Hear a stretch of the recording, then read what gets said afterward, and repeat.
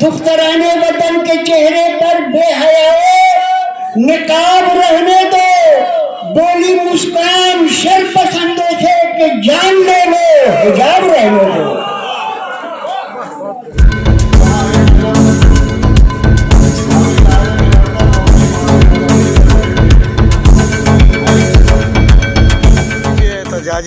एहतजाजी जो जलसा हुआ है वो हमारे मुकर्रिर नसर में पढ़े हैं।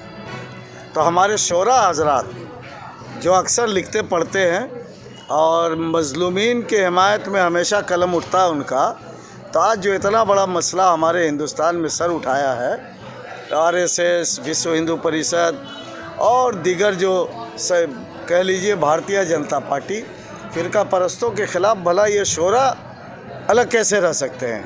जहाँ नसर में तकरीर हुई है वहाँ हम लोगों ने एक नई कोशिश किया है कि शोरा हजरात भी नज़म के अंदाज़ में, मंजूम अंदाज में पढ़ें। यही हमारी कोशिश थी कि इनकी भी नुमाइंदगी हो जाए। और आप जैसा कि जानते हैं कि कर्नाटक कोर्ट में ये मामला है, कोर्ट अगर हिजाब के खिलाफ फैसला देता है तो उसे मिसाल बना के पूरे हिंदुस्तान में इसको वापस किया जा सकता है। आप क्या समझते हैं इसके खिलाफ इससे भी बड़ी तहरीक की ज़रूरत है?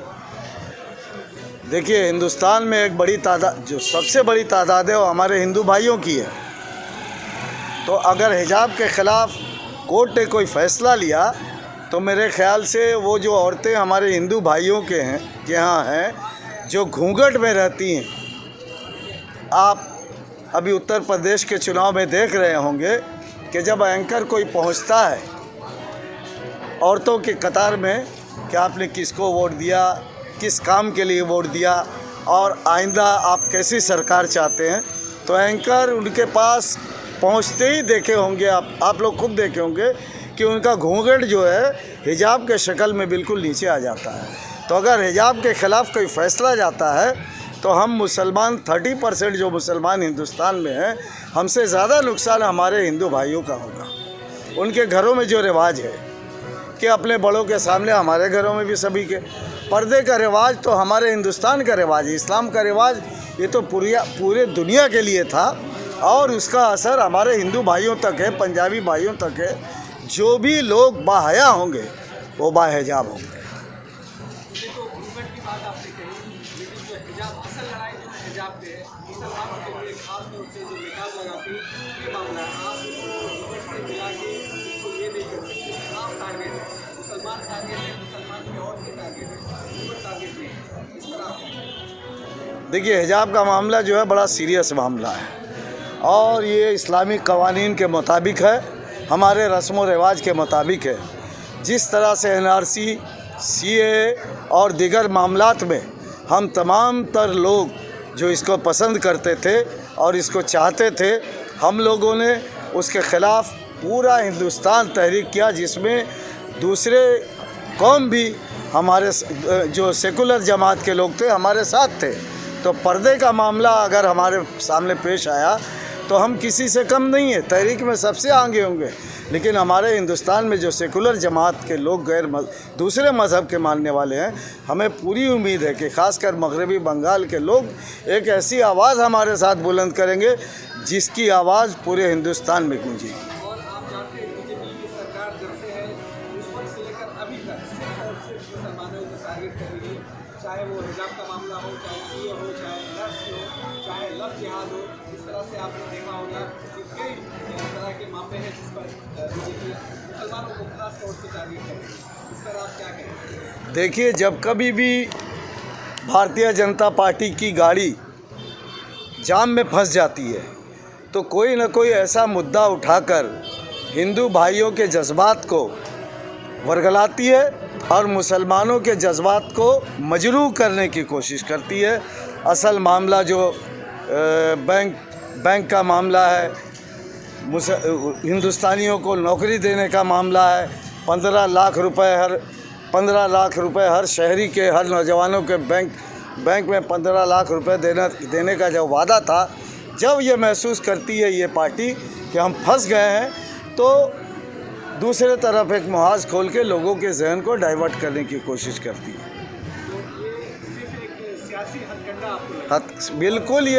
बिल्कुल ये सियासी हथकंडा है और हिंदुस्तान में जब तक जमहूरियत ज़िंदा है, जब तक जमहूरियत ज़िंदा है, हमारा कोई भी कायदा कानून है उसको कोई नुकसान नहीं पहुंचा सकता है, बशर्ते कि हम उस पर बाअमल बने। और हिजाब का मामला आपको लगता है कहीं ना कहीं बेगूसराय चुनाव से रिलेट कर रहा था, क्योंकि 1-2 चरण के बाद ये मामला हुआ।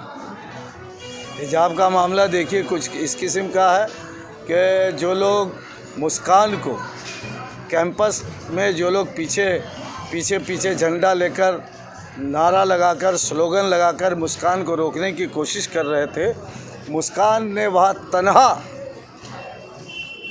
एक हक की आवाज़ तमाम आवाज़ को दबा दी। आपने देखा कि मुस्कान अपनी जगह पे वैसे ही कायम रही।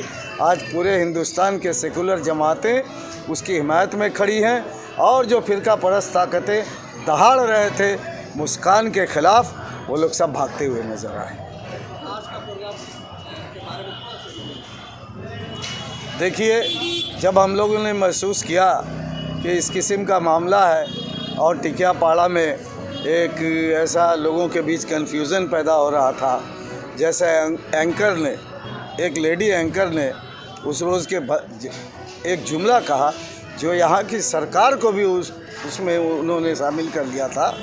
तो ऐसे वक्त में हम लोगों ने ज़रूरी समझा कि लोगों को जो मिसगाइड करने का सिलसिला शुरू हुआ है टिकियापाड़ा में, कम से कम उसको कैसे डिसिप्लिन के दायरे में रह के, कानूनी दायरे में रह के अपनी आवाज़ को बुलंद करना है, इसका सिलसिला हम लोगों ने शुरू किया है।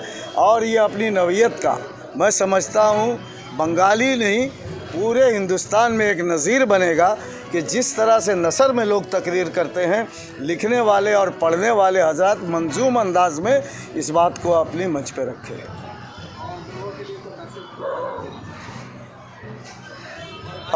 हमारे साथी और भाइयों के लिए यही हमारी गुजारिश होगी कि जमात, सियासी जमात भले आपकी अलग अलग हो, सोच आपका अलग अलग हो, आप सेकुलर जमातों के साथ रहिए, सेकुलर लोगों के साथ रहिए और सेकुलरिज़म को मजबूत करने के लिए ऐसी ताकतों को चुने जो सचमुच जिसके नेता और नेत्री सेकुलरिज़म के राह पर गामजन हो और फ़िरका परस्तों के ख़िलाफ़ जो डट के रास्ते में लड़ाई करता हो, ऐसे ही लोगों के साथ रहिए।